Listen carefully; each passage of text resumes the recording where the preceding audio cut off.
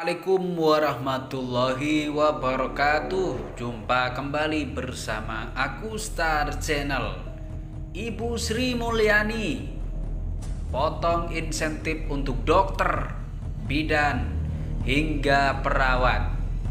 Dan berikut masing-masing besarannya yang dipotong, sekaligus juga jumlah totalnya di tahun 2021.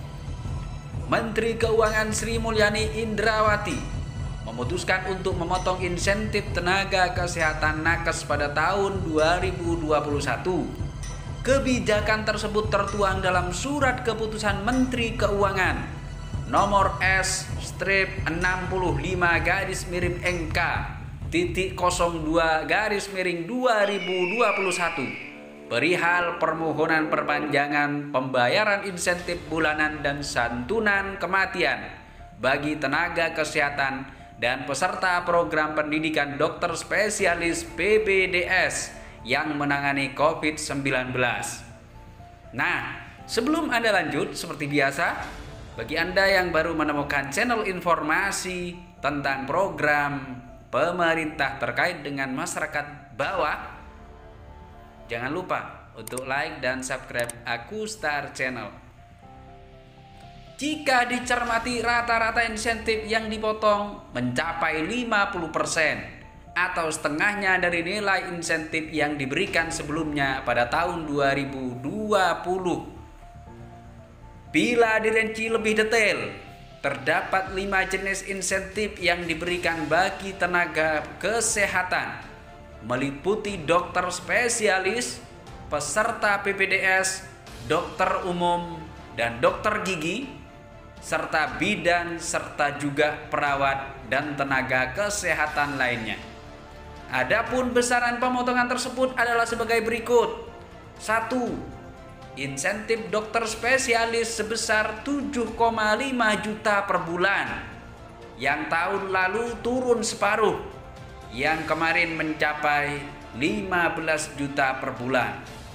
Yang kedua, insentif peserta PPDS sebesar 6,25 juta, yang turun 50% karena sebelumnya di tahun 2020 sebesar 12,5 juta per bulan. Kemudian, insentif dokter umum dan gigi sebesar 5 juta per bulan, yang tahun 2020 kemarin per bulan 10 juta rupiah. Yang keempat, insentif bidan atau perawat sebesar 3,75 juta per bulan, yang sebelumnya di tahun 2020 7,5 juta per bulan. Kemudian yang kelima, insentif tenaga kesehatan lainnya sebesar 2,5 juta, yang turun 50% karena di tahun 2020 kemarin sebesar 5 juta rupiah per bulan. Wow. Sementara itu untuk santunan kematian bagi tenaga medis yang meninggal karena tertular corona masih tetap sama, yaitu sebesar 300 juta rupiah bagi tenaga medis yang tertular, apalagi sampai meninggal dunia. Dalam surat edarannya, Kementerian Keuangan mengatakan pelaksanaan atas satuan biaya tersebut merupakan batas tertinggi yang tidak dapat dilampaui.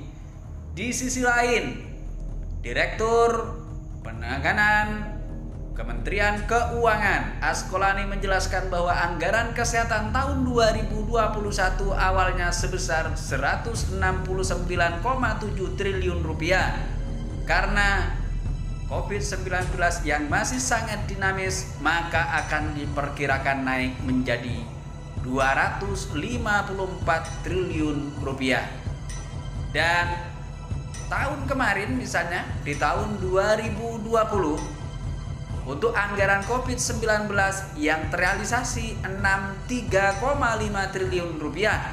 Sedangkan untuk anggaran kesehatan dalam PEN, peningkatan dan pemulihan ekonomi nasional ditingkatkan menjadi 125 triliun rupiah. Mudah-mudahan informasi ini bermanfaat. Jangan lupa untuk like dan subscribe Aku Star Channel. Wassalamualaikum warahmatullahi wabarakatuh.